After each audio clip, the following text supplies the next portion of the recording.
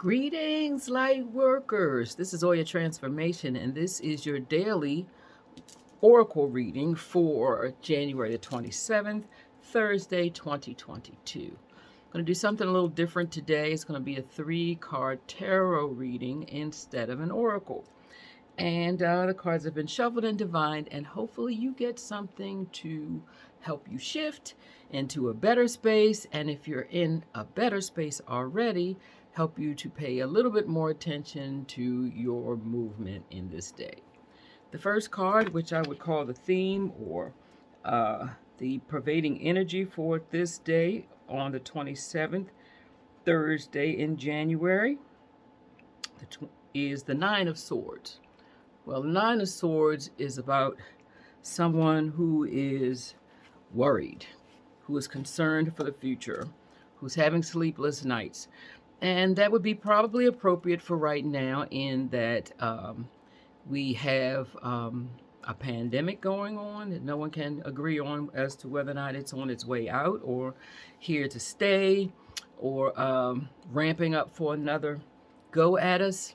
We have a possible impending doom with a war with Russia from the backside. We have the markets that are not necessarily stocked with the things that we need. We have people that aren't working. We have people that are working and are afraid. We have people that are working from home. We have people that are homeless. There's a lot of things to be concerned about. And so it would be appropriate that the Nine of Swords be a prevailing thought for this Thursday. However, the second card that was pulled is the Four of Cups. And as you see, her little jacket says over it. Well, fours speak to balance and cups speak to flow.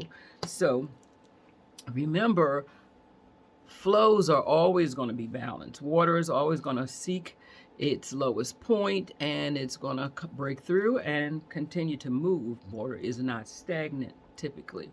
So if we remember that